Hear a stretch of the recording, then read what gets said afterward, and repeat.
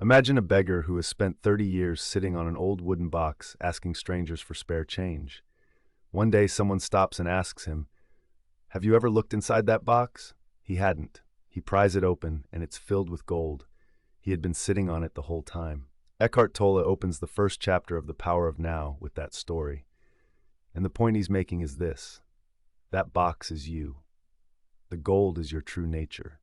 And most of us have never once looked inside. We spend our entire lives searching outside ourselves for peace, for love, for some feeling of completeness, when everything we're looking for is already here, buried underneath something we've completely mistaken for ourselves. And that something is the mind. This chapter is called "You Are Not Your Mind," and it might be the most important idea in the entire book. Because if you really get this, not just intellectually, but in your actual lived experience, everything changes. So let's walk through exactly what Tolle is teaching here, step by step, because this is foundational to everything else that follows.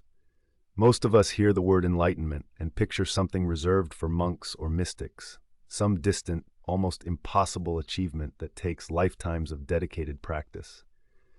Tolle completely dismantles that assumption right at the start of this chapter. He describes enlightenment simply as your natural state of feeling connected to what he calls being.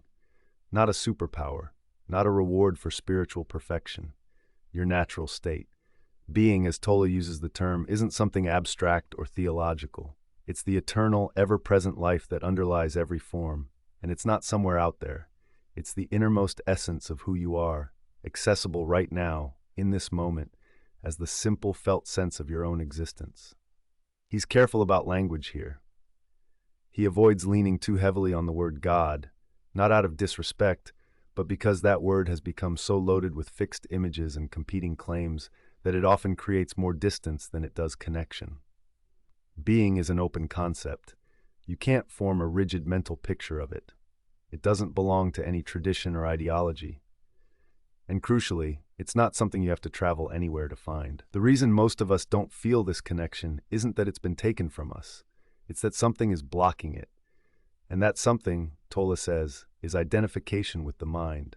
He even quotes Descartes, the famous philosopher who declared, "I think, therefore I am," and calls it the most fundamental error in Western thought, the equation of thinking with being and of identity with thought. Enlightenment, far from being superhuman, is actually the end of that confusion. Here's the core problem Tolle lays out in this chapter.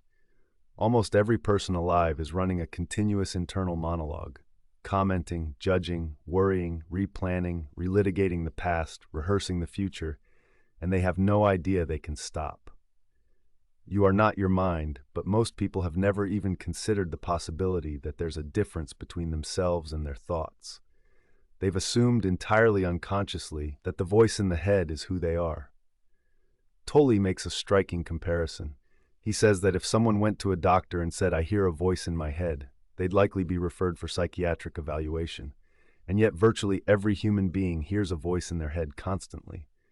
We just consider it normal because everyone is doing it. That voice replays old wounds. It imagines disasters that haven't happened. It criticizes, compares, and narrates endlessly. And because we believe we are that voice, we can't step back from it. The mind, when it functions this way, becomes what Tolle calls a false self, what he names the ego. The ego is essentially a mental construct built from memory, conditioning, and cultural programming. It cannot exist in the present moment because the present moment doesn't need a story about itself. So the ego lives almost entirely in the past and the future, and it keeps the mind churning to maintain its own sense of existence. The present moment, the only place where life is actually happening, gets almost no attention at all. And as long as we're trapped inside this mental noise, the stillness where being lives remains completely inaccessible. So how do you begin to break free? Tolle offers something very practical. He calls it watching the thinker. The idea is simple, but the effect is profound. Instead of being swept away by the voice in your head, you begin to listen to it, consciously, without judgment, as an observer. You don't try to silence it, you don't argue with it or analyze it, you simply notice it. You hear the thought, and instead of becoming the thought, You become the one who is aware that the thought is happening. The moment you do that, something shifts. Because if you can observe the voice in your head, you are not the voice. There is a watcher, and there is the thing being watched. That distinction alone, that tiny gap of awareness, is the beginning of what Tolle calls a higher level of consciousness. He describes what happens in that gap. The thought begins to lose its grip on you. It fades more quickly. And in the space between thoughts, you start to feel something. A quiet, a stillness, a kind of peace that doesn't depend on anything external being resolved. At first, those gaps are brief, a few seconds maybe, but with practice, they deepen. And within that stillness, Tolle says, you begin to experience what being actually feels like, not as a concept, but as a lived reality. He also offers a more direct version of this practice. Instead of watching thoughts, simply direct your full attention to the present moment. Whatever you're doing, walking upstairs, washing your hands, sitting in your car, give it your complete awareness, not as a means to something else, as the thing itself. The peace you feel in those moments is your measure of how well it's working. Tolle anticipates an objection here, and it's one most of us would raise. Doesn't all of this undermine the mind? Aren't thought and reason precisely what makes us human? He's clear on this. The mind is a superb instrument when used for what it's actually designed for. Focused problem solving, practical planning, analysis, these are real and valuable functions. The issue isn't thinking itself. The issue is compulsive, involuntary, unrelenting thinking. The kind where the instrument has taken over the person who's supposed to be holding it. He estimates that somewhere between 80 and 90% of most people's thinking is not only repetitive and useless, but actively harmful in its negativity. And he makes a pointed observation about creativity. The assumption is that thinking is the engine of creativity. But Tolle argues almost the opposite. He points to a study of eminent mathematicians, including Einstein, which found that thinking played only a subordinate role in the decisive moments of creative breakthroughs. Most significant creative acts happen in states of mental quietude. The great insight arrives not in the middle of intense analysis, but in a moment of stillness.